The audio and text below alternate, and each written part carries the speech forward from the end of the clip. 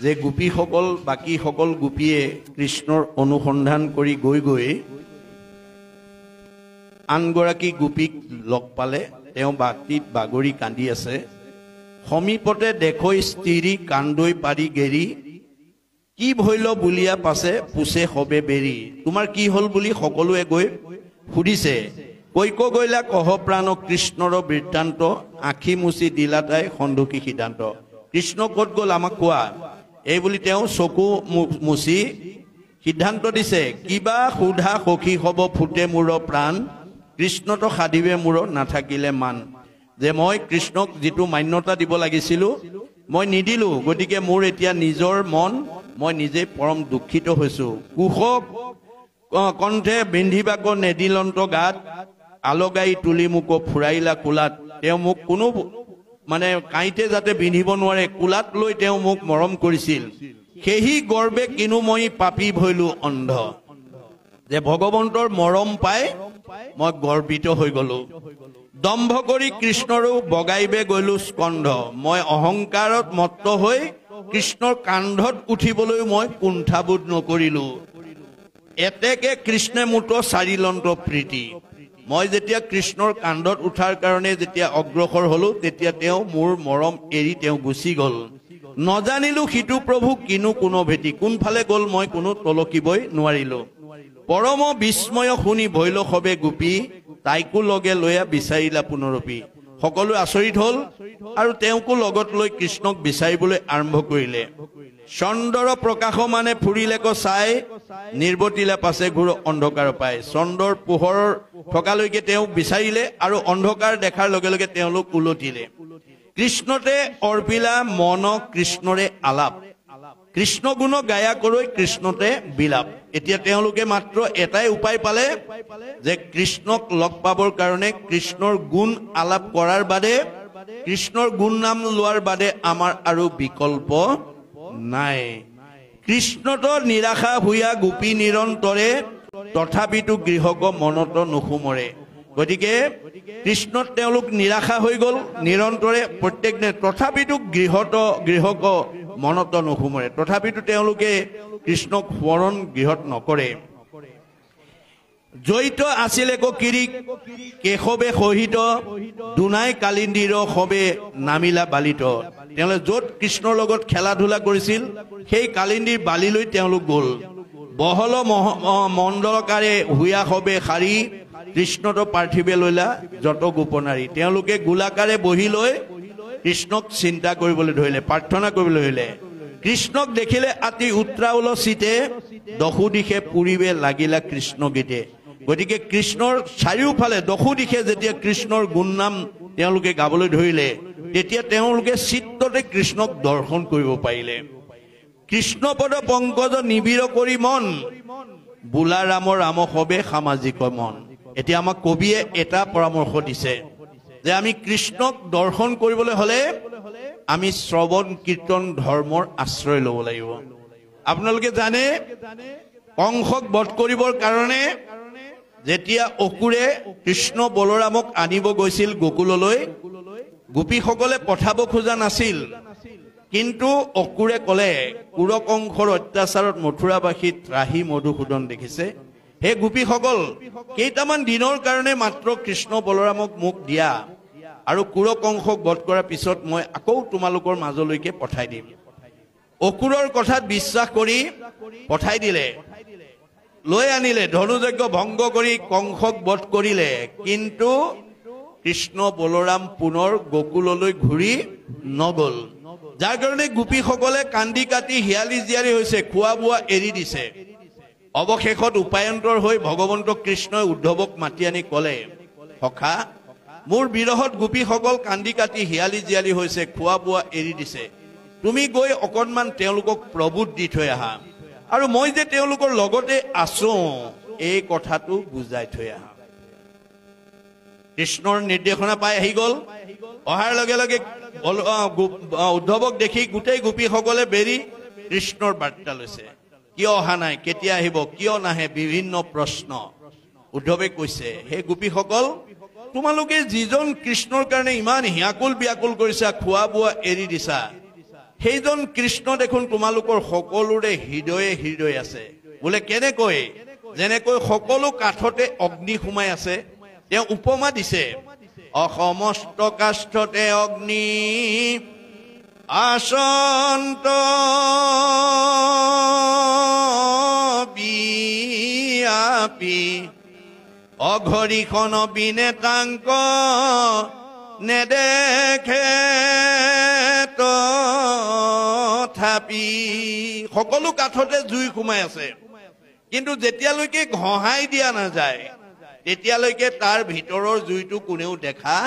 নাপায় উদাহৰণ স্বৰূপে জুই চিলা কাঠিটোতে বাঁহটোতেই জুই সোমাই থাকে এহাতে কাঠিটো আৰু এহাতে বাঁহটো লৈ যদি আমি দিনৰ দিনটো বহি থাকো তাৰ ভিতৰৰ জুইটো দেখিবলৈ পামনে নাপাওঁ যেতিয়ালৈকে কাঠিটো লৈ বাঁহটোত ঘঁহাই দিয়া নাযায় তেতিয়ালৈকে আমি তাৰ ভিতৰৰ জুইটো দেখিবলৈ নাপাওঁ ঠিক তেনেকৈ সেই মতে কৃষ্ণ আছে সকলো হৃদিত ভকতি নভৈলে নুন্ত কাহাটো বিদিত আমাৰ সকলোৰে হৃদয়তে ভগৱন্ত আছে কিন্তু আমি যেতিয়ালৈকে ভক্তিৰ আশ্ৰয় নলম তেতিয়ালৈকে আমাৰ প্ৰত্যেকৰ হৃদয়ত থকা কৃষ্ণৰ কথাটো আমি উপলব্ধি কৰিব নোৱাৰিম সেইকাৰণে কৈছে হেদ জানি নিতে কৰা শ্ৰৱণ কীৰ্তন হৃদি মধ্যে দেখা সেই পংকজ লোচন আমি শ্ৰৱণ কীৰ্তন ধৰ্ম আচৰণ জৰিয়তে আমি হৃদয়ত থকা কৃষ্ণক উপলব্ধি কৰিব লাগিব গতিকে আমি ভক্তি নকৰিলে কেতিয়াও আমাৰ সেই উপলব্ধি আমাৰ মনলৈকে নাহে সেইকাৰণে তেওঁ আমাক আহ্বান জনাইছে কবিয়ে কৃষ্ণ পদ পংকজে নিবিৰ কৰি মন তোমাৰ মনটো কৃষ্ণৰ পদত একেবাৰে নিবিৰ ভাৱে লগাই দিয়া বোলা ৰাম ৰাম হবে সামাজিক জন তোমালোকে ৰাম ৰাম বুলিবলৈ যত্ন কৰা আমাক ইমান সহজ উপায়েৰে আমাৰ ভক্তি সাধনৰ পথ মহাপুৰুষে দি থৈ গৈছে ভাগৱতৰ যোগেদি আমি কিন্তু উপলব্ধি নকৰি জটিলতাৰ মাজলৈকে আমি গৈ আছো আমাৰ হৃদয়তে ভগৱন্ত আছে কিন্তু আমি বাহিৰত বিচাৰি ফুৰিছো সমস্ত ভূতৰে মই আছুৰ হৃদয়ত তত্ত্ব নাপাই মোক বিচাৰে বাহিৰত আজি আমাৰ সমাজত বহুত মানুহে বাহিৰত বিচাৰি ফুৰিছে হৰিষি কেৱলে সঁচা মিছা হবে আন জানি জ্ঞানী গণে কৰে হৃদয়তে ধ্যান যিসকল জ্ঞানী লোক তেওঁলোকে হৃদয়তে ভগৱানক চিন্তা কৰে আৰু ৰাম নাম ঘোষণা কৰি থাকে আমাৰ বেদে কৈছে ৰাম ইতি ৰাম ইতি ৰাম ইতি বদন্তি যে সৰ্বদা তেসং ভক্তি স মুক্তি স ভবিষ্যতি না সংশয় তুমি ৰাম বুলি কৈ থাকা ৰাম বুলি ক'লে তোমাৰ ভক্তি হ'ব মুক্তি হ'ব তুমি কোনো সন্দেহ কৰিব নালাগে হৰি নামৰ দুটা আখৰ মাত্ৰ তুমি উচ্চাৰণ কৰা মাধৱদেৱে ঘোষাত লিখিছে হৰি নাম ইটো দুগুটি অক্ষৰ জিভা অগ্ৰে থাকে যাৰ গংগা গয়া কাশী প্ৰয়াগ সেতুক যাইবাক নালাগে তাৰ যাৰ মুখত দুটা হৰি নামৰ আখৰ থাকিব যাৰ মুখত দুটা ৰাম নাম থাকিব তেওঁ কোনো গংগা গয়া কাশীলৈ যাব নালাগে কিয় আমাৰ গংগা গয়া কাশীত গা ধুলে আমাৰ গাৰ মলি বিলাকে আতৰ হয় বুলি কৈছে ভাগৱতে কৈছে গংগা আদি কৰি যত তীৰ্থ নিৰন্তৰ কেৱলে হৰন্ত মাত্ৰ পাপ শৰীৰৰ কোনোবাই গংগা গয়া কাশীত গা ধুব লাগিব লোকপ্ৰবাদ লোকবিশ্বাসৰ ওপৰত ভিত্তি কৰি কিন্তু তেওঁ গাৰ মলি বিলাকে আঁতৰাব পাৰিব মনৰ মলি আঁতৰ কৰিব নোৱাৰে দশম স্কন্ধত ভগৱন্তই অকুৰক কৈছে কহিলা অকুৰ আগে দশম স্কন্ধত শিলাময় জলাশয় দেৱতীৰ্থ যত জানিবাহাত তাৰাসৱে দেৱতীৰ্থ হয় তথাপিতো সাধুৰ সংগ শ্ৰেষ্ঠ আতিশয় দেৱে তীৰ্থে চিৰকালে পবিত্ৰ কৰে দৰ্শন মাত্ৰে শুদ্ধ কৰে সাধুচয় আপুনি দেৱতা তীৰ্থ উপাসনা কৰিব পাৰিব বহু দিনত পুণ্য হ'বও পাৰে নহ'বও পাৰে কিন্তু সাধুৰ সংগত সেৱা কৰাৰ লগে লগে উদ্ধৱক কৈছে তুমি চিন্তা নকৰিবা তোমাৰ কাৰণে মই যিমানখিনি প্ৰয়োজনীয় সকলো মই দি থৈ আহিছো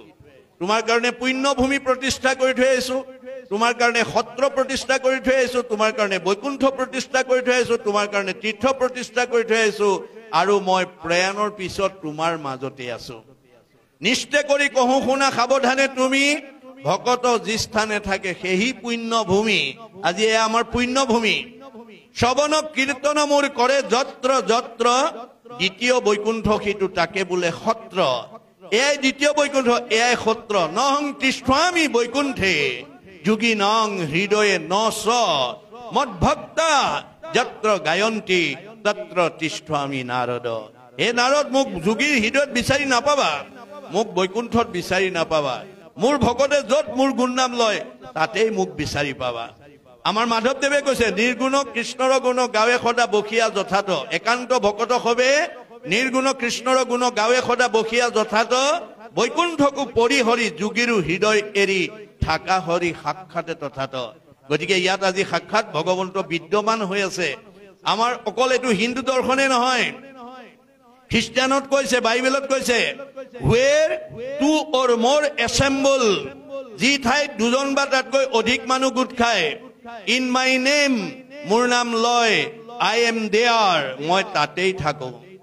আৰু উদ্ধৱক যাবৰ সময়ত কৈছে, মই প্ৰয়াণৰ পিছতো তোমাৰ মাজত থাকিম। ক'ত থাকিম? তিৰুদ্ধায় প্ৰবিষ্টয়ম শ্ৰীমদ ভাগৱতে নৰ্বম তে নয় বাংময় মূৰ্তি প্ৰত্যক্ষ বৰ্ততে হৰৈ শ্ৰৱণাত সেৱনাত দৰ্শনাত পাঠাত পাপনাশিনী। মই প্ৰয়াণৰ পিছত শব্দ ব্ৰহ্ম বাক্য ব্ৰহ্ম ৰূপে ভাগৱতত অন্তৰ্নিহিত হৈ থাকিম। সেই ভাগৱত যদি তুমি দৰ্শন কৰিব পাৰা, সেই ভাগৱত যদি সেৱা কৰিব পাৰা, সেই ভাগৱত যদি শ্ৰৱণ কৰিব পাৰা, সেই ভাগৱত যদি কীৰ্তন কৰিব পাৰা, তোমাৰ সকলো পাপ মই বিনাশ কৰি দিম। পাপ কি বস্তু? পাপ আমি দেখুৱাই দিয়া বস্তু নহয়, ই আমাৰ মনৰ কিছুমান বেয়া গুণৰ সমষ্টি বুলি কৈছে। কুবুদ্ধি, অসৎ চিন্তা, অসৎ ভাৱনা, অসৎ পৰিকল্পনা, কুসংস্কাৰ, অন্ধবিশ্বাস, মনৰ সংকীৰ্ণতা, কুপৰম্পৰা, এইবিলাক হৈছে পাপ। এই ভাৱবিলাক যেতিয়ালৈকে আমাৰ এই হৃদয়ত অৱস্থান কৰি থাকিব, আমাৰ ভাৱ চিন্তা কৰ্মবিলাক বেয়া হ'ব। গতিকে আমাৰ সেই বেয়া ভাৱবিলাক ভাগৱতে আমাক অঁতৰাই দিব। মলি কাপোৰখন যেনেকৈ চাবোন চাৰ্ফ দিয়াৰ লগে লগে মলি আঁতৰ হৈ যায়, ভগৱন্ত কৃষ্ণৰ কথা শুনাৰ লগে লগে আমাৰ কলিমল আৰু মায়ামল মনৰ পৰা আঁতৰ হৈ যায়। আমাৰ একেটা মনতে দুটা মলিয়ে আচ্ছাদন কৰি ৰাখিছে। কপিলে কৈছে, মা তোমাৰ মনত মই কলিমল মায়ামল লগাই থৈছো। গতিকে তুমি যেতিয়ালৈকে ইয়াৰ পৰা নিজক মুক্ত কৰিব নোৱাৰিবা, তেতিয়ালৈকে তুমি মোৰ লগত পৰিচয় হ'ব নোৱাৰিবা। এতিয়া কলিমল আৰু মায়ামল আমাৰ শাস্ত্ৰৰ মতে দেখাইছে যে কলিৰো 16টা বেয়া গুণ আছে, মায়াৰো 16টা বেয়া গুণ আছে। কলিৰ 16টা গুণ ক'ৰ পৰা সৃষ্টি হৈছে? ব্ৰহ্মাৰ তনুৰ পৰা কলি উপজিলা,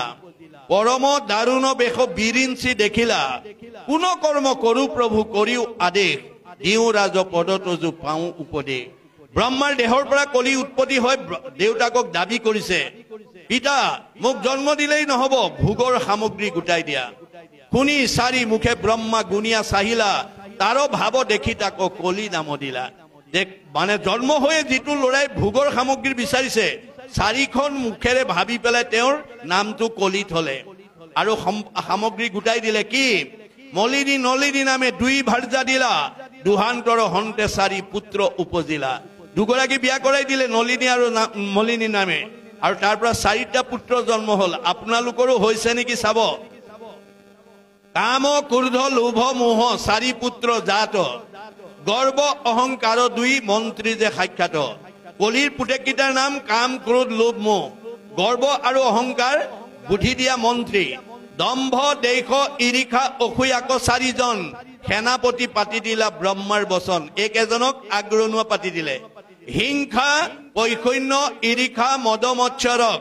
লহকৰ পাতি দিলা কলি দুৰ্মদক। এইখিনিক লগৰীয়া পাতি দিলে। এই সেই 16জনীয়া কলিৰ সদস্য ক'ত থাকে? মনৰ লগত থাকে। এহি 16জন তৰিবে নোৱাৰে লোক এহিহে কাৰণ। যাৰ মনত এই 16টা বেয়া গুণে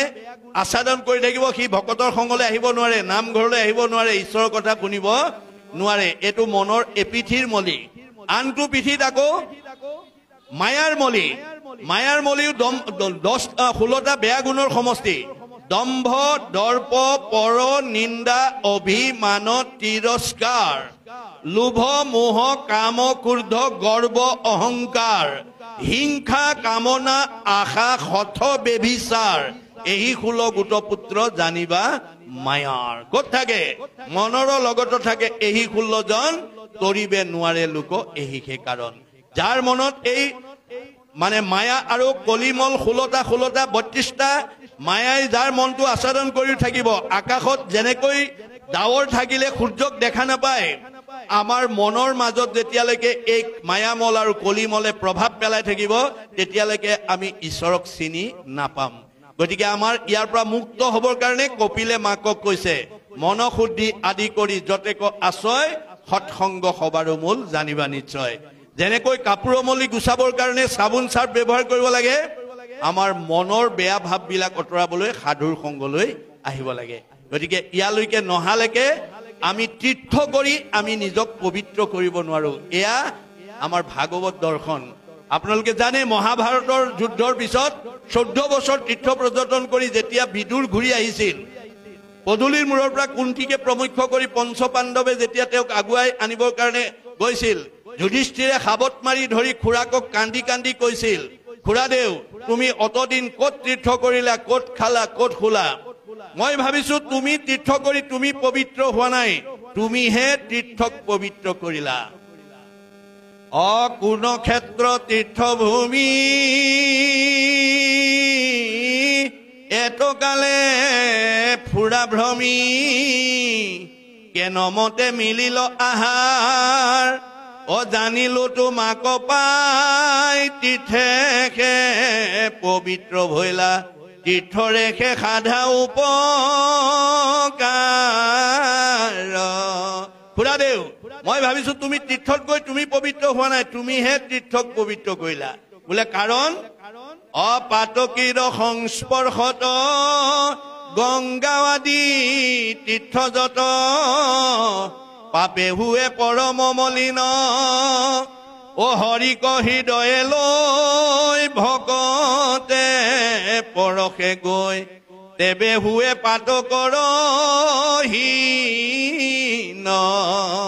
আজি লোকবিশ্বাস লোকপ্ৰবাদক বিশ্বাস কৰি আজি আমাৰ বহুত মানুহে জীৱনৰ প্ৰাৰব্ধ কালত বহুত বেয়া কাম কৰে বহুত পাপ কৰি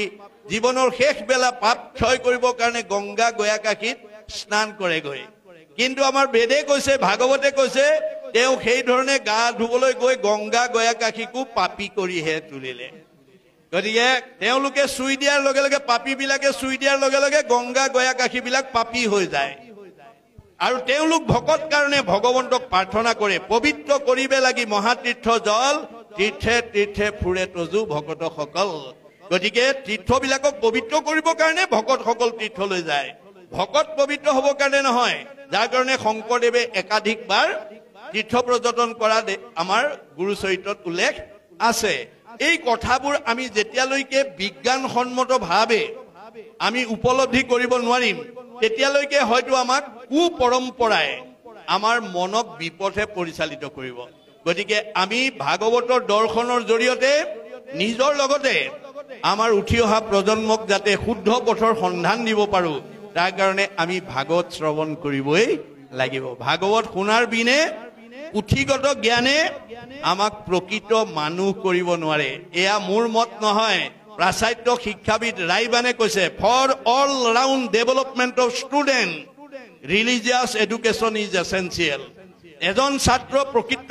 মানৱ সম্পদ হিচাপে নিজক প্ৰতিষ্ঠা কৰিবলৈ হলে পুথিগত জ্ঞানৰ লগত আমাৰ ধৰ্মীয় বা আধ্যাত্মিক জ্ঞান সংযোগ কৰিবই লাগিব ৰুচুই কৈছে the religious education should be included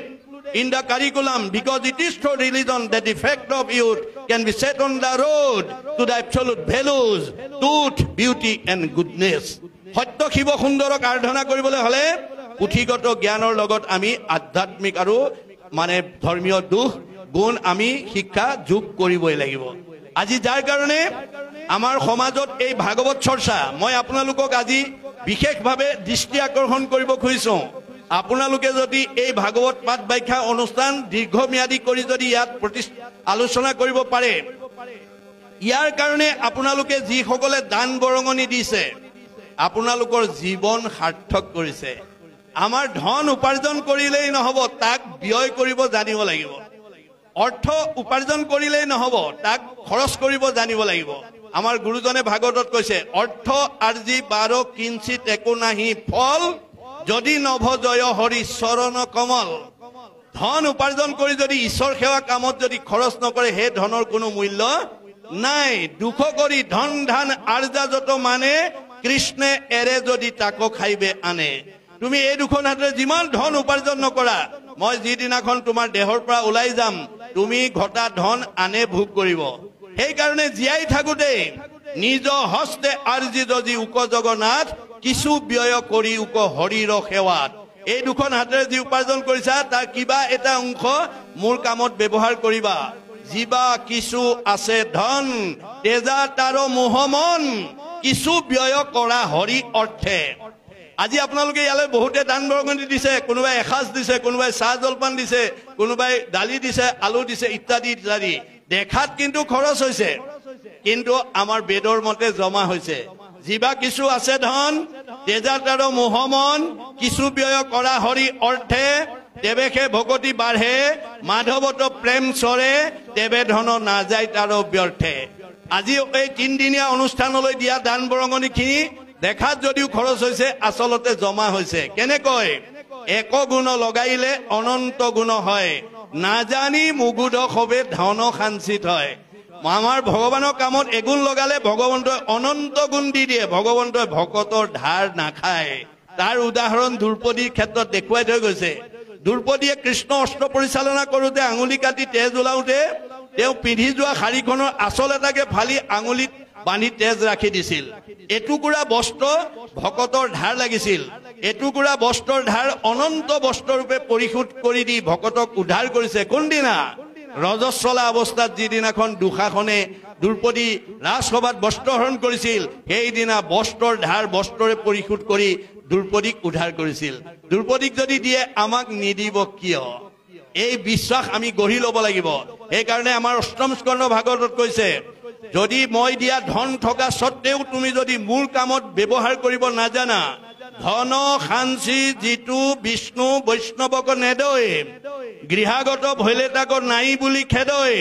মাধৱৰ নাম লয়া বৈষ্ণৱ বোলাৱে হেনয় জনক দণ্ড দিয়ন্ত মাধৱে মই দিয়া ধন থকা সত্ত্বেও মোৰ কামত যদি ব্যৱহাৰ নকৰা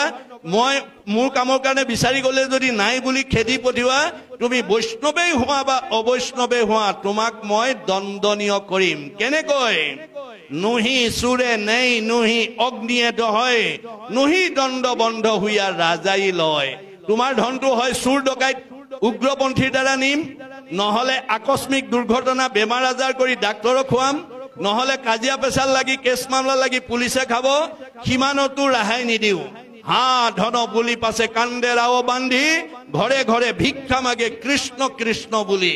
আৰু সেইজনক পিছৰ জন্মত মগনীয়া কৰি পঠিয়াই দিব আজি আপোনালোকে যি জনগোষ্ঠীয়ে মগনীয়া নাহক গাড়ীয়ে মটৰে ট্ৰেইনত গলে দেখিব সদায় ঈশ্বৰৰ নাম লৈ ভিক্ষা খোজে এয়াই ভাগৱত দৰ্শন ভগৱন্তই দিয়া ধন থাকি ব্যৱহাৰ কৰিব নজনাৰ কাৰণে মই যাতে আকৌ পৰজন্মত খুজনীয়া মগনীয়া হ'ব লগা নহয় তাৰ কাৰণে ভাগৱত শুনি আমি ধনৰ ব্যৱহাৰ কৰিব জানিব লাগিব শুনা ধনঞ্জয় ধন নহলে কাৰ্য নিখিজয় মই ধনটো কাৰ্য সাধনৰ কাৰণে দিছো আৰু তোমাৰ জীৱনৰ নিৰাপত্তাৰ কাৰণে দিছো মই দিয়া ধন থাকি যদি তুমি চুৰ ডকাইতৰ বলি হ'ব লগা হয় মই দিয়া ধন থাকি যদি তোমাক উগ্ৰপন্থীয়ে নি প্ৰাণ বলি দিব লগা হয় তেতিয়াহলে সেই ধনৰ মূল্য ক'ত গতিকে ধন কেনেকৈ ব্যৱহাৰ কৰিব লাগে ভাগৱত শুনি ল'বা ৰাজনীতি কৰিবলৈ যদি কাৰোবাৰ মন আছে ভাগৱত শুনি লওক ধৰ্মনীতি কৰিবলৈ মন আছে যদি ভাগৱত শুনি লওক অৰ্থনীতি কৰিবলৈ মন আছে যদি ভাগৱত শুনি লওক সমাজ নীতি কৰিবলৈ মন আছে যদি ভাগৱত শুনি লওক ভাগৱত নুশুনা কোনো ৰাজনীতিবিদে নিজৰ স্থিতি অটুট ৰাখিব নোৱাৰে বুলি ভাগৱতে সিদ্ধান্ত দিছে মনত ৰাখিব আমাৰ চতুৰ্থ স্কন্ধ ভাগৱতত কোন জিকিব কৈ থোৱা আছে চতুৰ্থ স্কন্ধ ভাগৱত ৰাজনীতি কৰা সকলে পঢ়ি ল'ব আমাৰ এই 10 জনৰ ভিতৰত আমাৰ যিজনে এই সমষ্টিটোৰ তৃণমূল এটা আত্মা এটা পৰিয়াল সমাজ অনুষ্ঠান প্ৰতিষ্ঠান দল সংগঠন সমস্ত দিশত যি উন্নয়নৰ কাৰণে উত্তৰণৰ কাৰণে এই 10 জনৰ ভিতৰত যাৰ অৱদান বেছি আছে আপুনি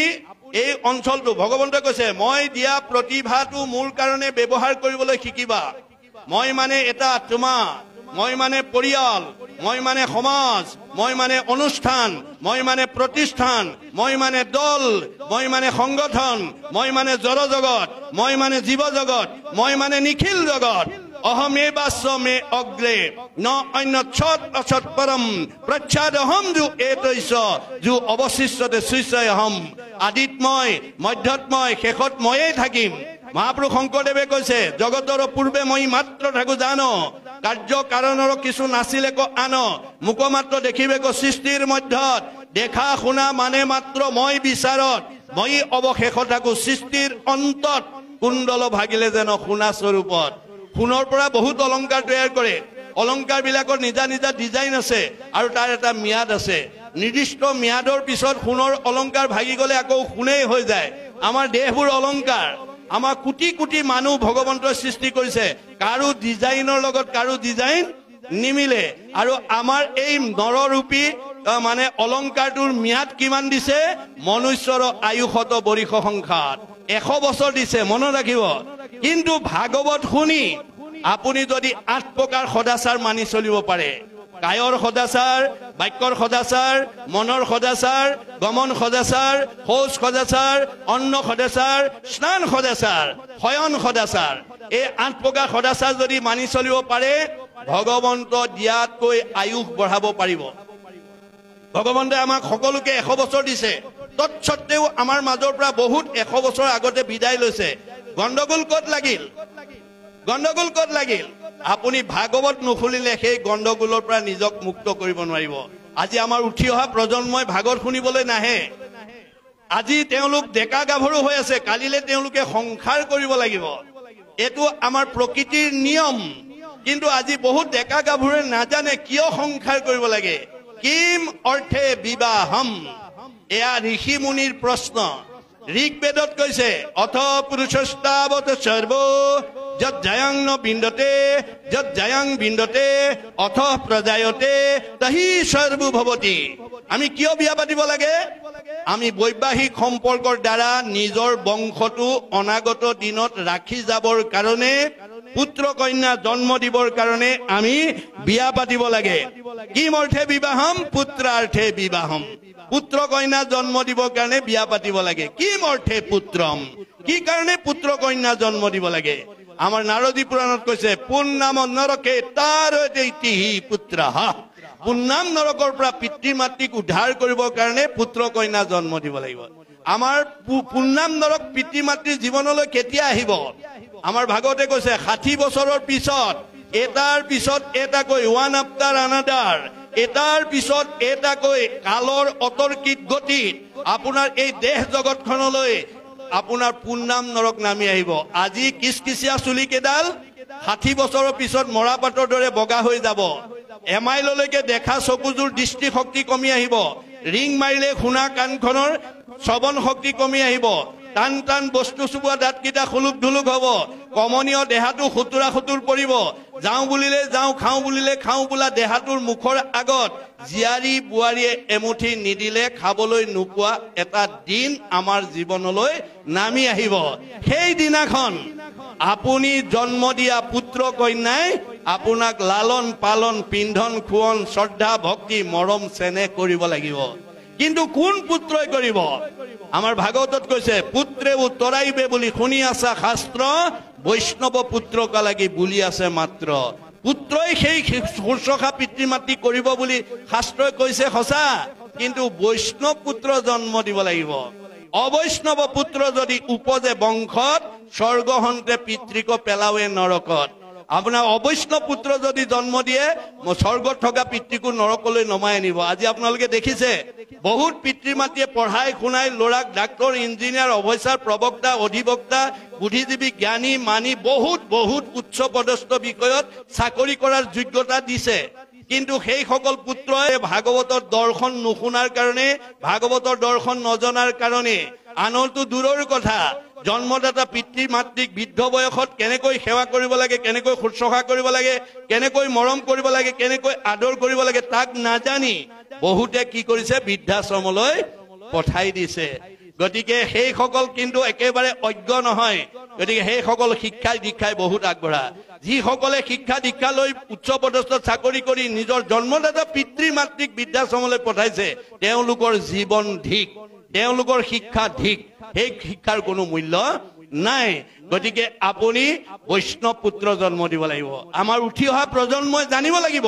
যে মই বৈষ্ণৱ পুত্ৰ জন্ম দিবলৈ হলে মই কেনেকৈ আগবাঢ়ি যাব লাগিব আমাৰ ভাগৱতে কৈছে বিশিষ্ট পুণ্যকে পাই বৈষ্ণৱ পুত্ৰক এতেকে ভজিবে লাগে কৃষ্ণক মাত্ৰ কোনোবা দম্পতীয়ে যদি ভাল পুত্ৰক কইনাৰ পিতৃ মাতৃ হ'ব খুজিছে